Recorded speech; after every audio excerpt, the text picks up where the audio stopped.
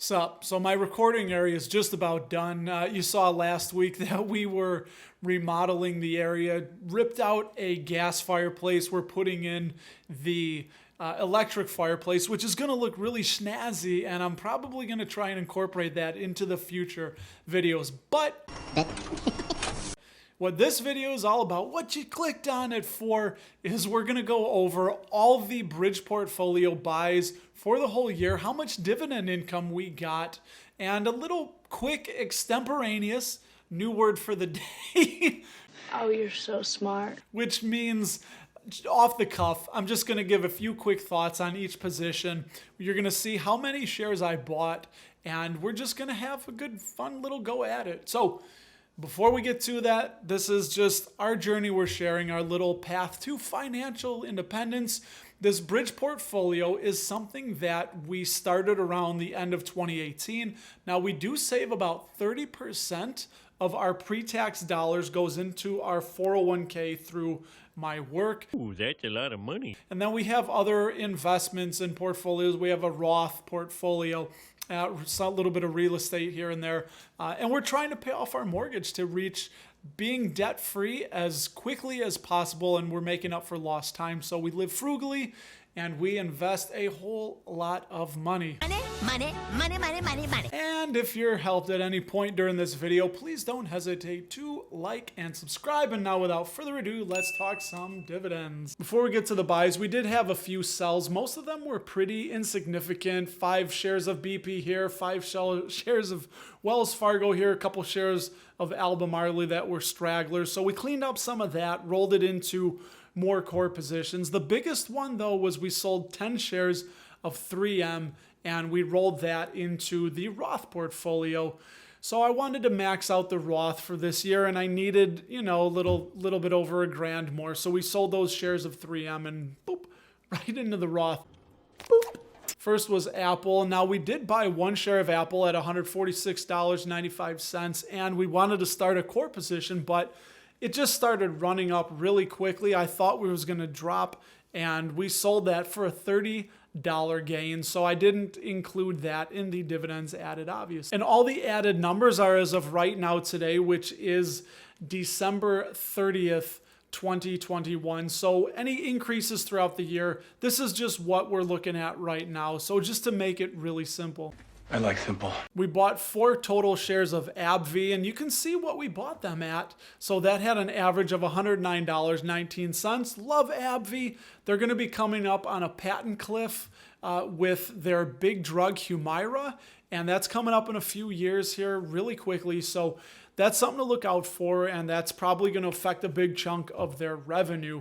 But anyways, as the things are right now, that added $22.56 of dividend income.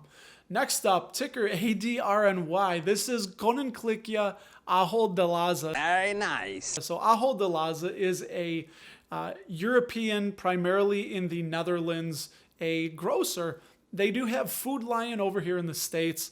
Very solid. They have a couple spin-offs coming, and I love them. If you're not familiar, look into Ahold Delhaize. Now, props to hats off to my friend, the European dividend growth investor, for turning me on to that. And this is why we should always try to expand our knowledge and base outside of the United States, because there's so many opportunities. And consequently, if you know any Indian investors, I'm looking to see what kind of Indian investments may be out there as well. So definitely take a look at that. Maybe it's a foreign company.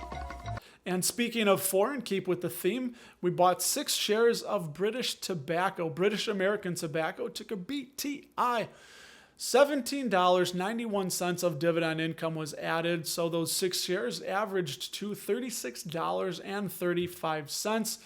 BTI tobacco's not going anywhere. They are starting to shift away from the combustibles, as are most. They want to go into the heat, not burn. They don't want people burning stuff. Want it to be heated. And also the nicotine pouches are something that I would look forward to as a trend that may be increasing. Started a position in Clorox in the bridge portfolio, ticker CLX. Now, I love Clorox. They have so many products that are much more than cleaning. They have Burt's Bees, which a lot of people doesn't know. He doesn't speak English so well. Burt's Bees, Kingsford. They have Hidden Valley Ranch. It's really interesting how many diverse products that Clorox has. So super solid company. Those 6 shares averaged $172.09. And you can see we bought at $182.97 and at the low was $160.21. Really solid company, and I like them. That added $27.84 of dividend income. Yeah, more money. 6 shares of Cisco averaged $45.87. These were earlier in the year. Really looking for more of that tech exposure, and they were a darling back in the internet bubble days, the dot-com bubble, and they burst a little bit with that, but still solid company, make a lot of hardware, and they have exposure to that cloud, which is where everything I believe is shifting toward. Added $8.88 of dividend income. Yeah, the dividends would be greater. 11 shares of Gilead, ticker GILD. They make the bulk of their income from HIV drugs and hepatitis B and C. And they are starting to branch out into cancer space. And what I like about this is it's very recession proof, that people, regardless of the financial environment or economic environment, people need treatment for a lot of these illnesses that are still unfortunately with us. But one thing that is to knock about Gilead is sometimes their drugs work too good, and it really reduces the population of people that are trying to re-up and reuse their products. So I guess it's a good problem to have for society, but as investors, hey, you know, we'll take it. They're helping people live healthier lives. So really enjoy Gilead, and I think I'm going to be adding some more Gilead in the near future. Oh, and Gilead added $31.24 of dividend income to the portfolio. Good job, buddy. Newer position of the portfolio, 7 shares of Intel, ticker INT. C averaged $50.36. Now, Intel, looking forward to them to getting into that cloud space as people are shifting away from the PCs and looking at Intel. They have a lot of nice things they're going to be doing with that mobile autonomous technology. So Intel, Pat Gelsinger is new, taking over the helm as the CEO, and I think Intel is really going to go up from here. And I just did a video on them, and I said I think that they could potentially be a turnaround play, much like Microsoft was back in the day. So new CEO, exciting things going on at Intel, added $9.73, and they are one of the companies that I'm going to be focusing on adding pretty heavily here in 2022. Let's go get that money, people. And then why not? I really should be adding more J&J. 3 shares averaged $163.77. Added $12.72 of the portfolio. I'm sure most of you know, but if you don't, they are going to be spinning off the consumer health segment, and a lot of this probably has to do with the talcum powder liabilities and some of those things. Plus, that was the least of the 3. They also have the medical devices and the pharmaceuticals. So the consumer health, which was like your Band-Aids and your Neosporin, and your Johnson's baby powder, that is really not core. And compared to the other 2, you know, they're just going to separate it, maybe try and unlock some value in that way. So $12.72 was added. Lying bastards at Johnson & Johnson! Kimberly-Clark pulled back after the pandemic. It was setting a really high bar. They had some crazy revenue numbers. They weren't going to match that, so people started dumping Kimberly-Clark and selling off, and I was buying. Between their sanitary products and diapers and acquiring Softex in India, they're exposing out into the Pacific Asia rim. Love Kimberly-Clark. They're not going anywhere, and they were a little bit overvalued because of the pandemic, so I'm happy to buy them. Haven't bought in a minute, but we did add 9 shares at an average of $132.42, and that added $41.04 of dividend income. This is a dividend darling that some people dumped on just recently. Leggett and Platt, ticker LEG. They make a lot of seating components, seats and bed frames and mattresses, and just they are a very diverse company that I love adding, and they're not going anywhere as well. It's a repetitive thing I like to say, but they were being and are being removed from the S&P 500 because of their market cap. They're just being shifted down to the S&P mid-cap 400. Not going to change anything with the business. So still a fundamentally strong company that as you can see, 17 shares throughout the year. Whenever I had $50 or, underneath that certain amount, I would just add more Leggett and Platt because very solid. So that added $28.56 of dividend income, and they were a dividend king, but they're going to lose that, unfortunately, because the dividend kings are all part of the S&P 500. So they were for a hot minute a dividend king, but they're still a dividend king in my book, and I will not hesitate to add more Leggett and Platt. Hail to the king, baby. In 2021, we added all of our Lockheed Martin. God, I love Lockheed Martin. The news just came out with the Webb telescope, the camera that was affixed to that's going to do the bulk of the snooping on the galaxy, was a Lockheed Martin designed product. So really proud of that. They're not just weapons. Yes, a major part of it comes from that, but they're also expanding into space, and they have many other things that they do other than just making things to blow things up. But all in all, we added 10 shares at an average of $337.25, which added $112 of annual dividend income to the portfolio. Your portfolio is terrific. So we had 15 shares, we sold 10 of them, we were down to 5, and now we're adding and building back up slowly 3M, which is another company that I really want to add more of because they're moving and shaking. They are doing many things. Once you look for that 3M logo, it is near ubiquitous. You see it almost everywhere. So 3M is a company that is, again, a dividend king, very, very strong company, very well diversified, even into the technology space. So as my guy Ian Lopik says, they are a technology company. So 3M solid, and I will be adding more of them in 2022. Whoa, Russ! Yeah, so speaking of Leggett and Platt, how I would spend money to buy extra shares if I had, quote unquote pocket change. Well, I do the same thing with Altria, ticker MO. Again, much like British Tobacco, they're moving toward that heat, not burn. They did just lose that lawsuit against British American Tobacco with the IQOS. That is a patent infringement design that the government here said, no, you cannot sell that in the United States, but that's okay. Altria is still a cash cow. They're going to just keep bringing money in, and they are trying to evolve, as they say. They have their initiative moving beyond smoking, which is interesting. And another thing that I don't do, you'll notice, I don't buy fractional shares. Now, there's nothing wrong with it. It's just my style. I don't like to own fractional shares, so I don't reinvest dividends, and I always buy whole shares.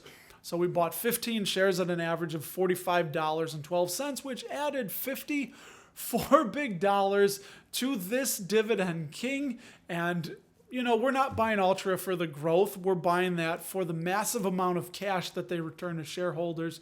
So they'll keep growing that dividend. They have plenty of cash coming in. And I'm always going to be adding Altria here and there throughout the years. We added 5 shares of Merck at $77.72, averaged that out. Added $13.80. Merck, again, like most of the pharmaceutical companies, they have a patent cliff that they're facing in the near future with Keytruda. So that's coming up, I believe, in 2027. Now, we did a video on all the pharmaceutical companies, the major ones that have that patent cliff coming up. So again, something to watch out for and be aware of. But Merck, again, very big, gigantic company, not going anywhere. And, on another pullback, I think I may be adding more. Bills are good! Bills are good! So we did buy a share of Organon, ticker OGN. Now, I received a share of Organon. They spun off from Merck. They are a women's health pharmaceutical company. And I thought I was going to build a position, but I ended up just rolling that into more Merck. So I only had the 2 shares, the one freebie and the one that we bought. So we sold it and just doesn't count. We rolled it into more Merck. Got bigger and bigger. And now the big one, ticker PEP. We got PepsiCo. You can see all the tranches we bought, 52 of them, remember, 52 a week. So the lowest that we bought Pepsi at was at $129.80, and the most was today. I begrudgingly bought at $173.25, which I'm keeping the experiment going. I think it's crazy. I never would have bought here, but guess what? I never would have bought at $143.25 at all-time highs, so I would love for it to be back there.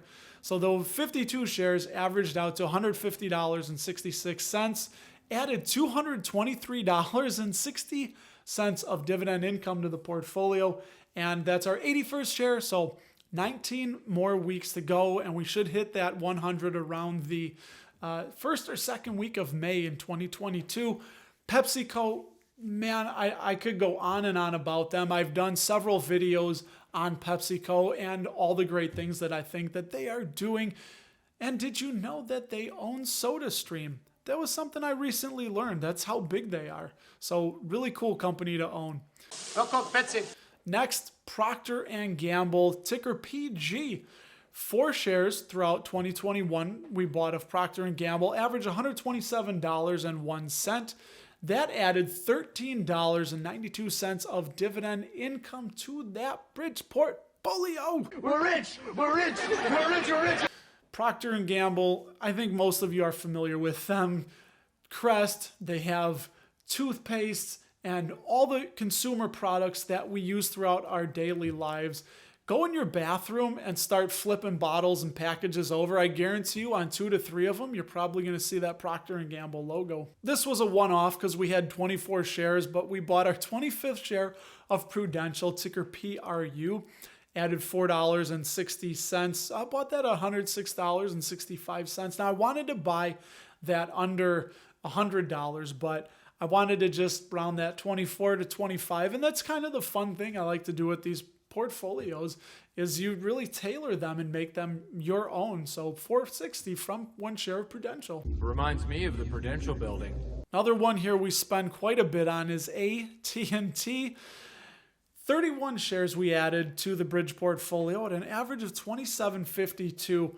Now that did add currently, and I say currently because it's going to be reduced, or as I like to say, right size, $64.48 of dividend income to that portfolio. So AT&T, love them, and Verizon, which we'll talk about because they are so immense and so big, and they're just such a hard moat to crack. There's really 3 gatekeepers of that 5G and the wireless moat. It is Verizon, AT&T, and T-Mobile in that order, with Verizon being the biggest. So those 3 companies are kind of the 3 giants, and I don't see anybody challenging them anytime soon, and they are all paring down and getting leaner and meaner. And I've said, I think a lot of these companies realize that earnings per share is not indicative of a really healthy and growing company. Now it can be, but value, long-term value per share is much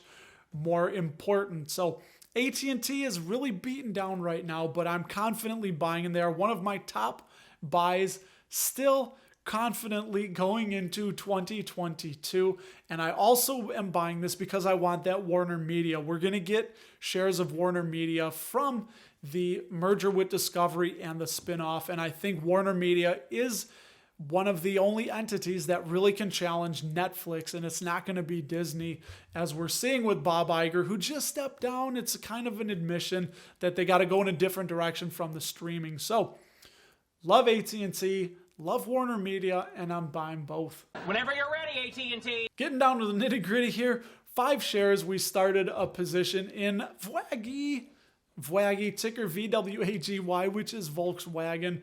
5 shares, average $31.68. They do pay a dividend 1 time a year, so it's only a 1 shot, added $2.82. And you do have to pay fees on that because, like Conan Klicka, they are an ADR, so that means they're an American Depository Receipt, where they're pegged, I think they're at a 10-to-1 ratio. So every 10 shares overseas is worth 1 here. No, I did that backwards. Every 10 shares here is worth 1 there. So take that for what it's worth. Volkswagen, I think they're going to be the second behind Tesla.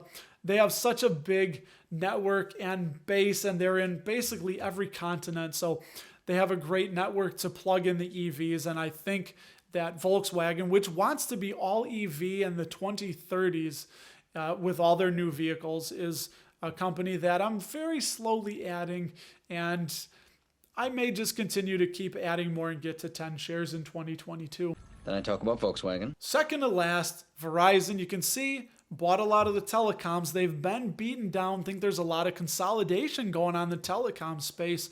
18 shares of Verizon, average $54.26, added $46.08 of annual added dividend income. And again, just like AT&T, they sold off AOL and Yahoo. They sold off, it was called Verizon Media. They sold that off because they want to get smaller, leaner and meaner, which is what we've been seeing with AT&T, GE, Verizon, Johnson & Johnson, spin-offs from Merck, Intel. They're all doing it. It's the hip thing the kids are doing nowadays. Like to put your pudding in the Jello pudding pop. Bill Cosby hates you. What? I don't know where that came from. That's from me as a kid, growing up with Bill Cosby on the brain. So anyways, Verizon. Love myself some Verizon, and I'm probably most definitely going to be adding more Verizon. This is a Verizon coverage map. And last, 2 shares of ExxonMobil. Should have added more. I was buying heavy toward the end of 2020 and kind of tapered that off in 2021. So oil isn't going anywhere yet. I know a lot of people are worried about it, but they are not ready to replace oil just yet. And it goes into so many products, and you have jets and you have heavy machinery equipment. That's not all going to be on batteries just yet. So companies like Exxon, yes, the world will one day transition out of oil, and I don't know if it'll be in my lifetime, but it is just something to be aware of. But for the time being, I think confidently in the next 10 years at least, Exxon, Chevron, they're not going anywhere. And I love Exxon because they're fully vertically integrated, meaning they are part of the downstream, midstream, and upstream processes, which is getting it out of the ground, transporting it, and then refining it and getting it to the pump. So Exxon and Chevron, love them because of that. Helps them be a little more resilient in down economic times. The all-new Verizon Chipotle Exxon. So all in all, we added $769.84 of dividend income to the bridge portfolio in 2021. So the 3 companies that I'm going to be adding in 2022 are PepsiCo, ticker PEP, AT&T, ticker T, and Intel, ticker INTC. Now, there's always companies we're adding, but those are my 3 main focus areas, and I know a lot of people are still dogging on AT&T, and rightfully so. Here's one interesting thing. They have a lot of debt. Now, I took their debt and I multiplied that by a 5% inflation rate. So their debt will be reduced. The value of it will be reduced by $7.78 billion every year annually. That is if we have a sustained 5%-ish inflation rate. So I think that's interesting. So interesting. That's just one more thing to keep in mind with some of these big companies that have a lot of debt, which AT&T and Verizon both do. So that's obviously a risk, too much debt. And since we were talking about the pharmaceutical companies and a lot of people are not aware of the patent cliff that's coming up, click this video right here. Learn all about some of the major drugs that are going to be facing that patent cliff in the years coming up. And when you do that, I will talk to you there.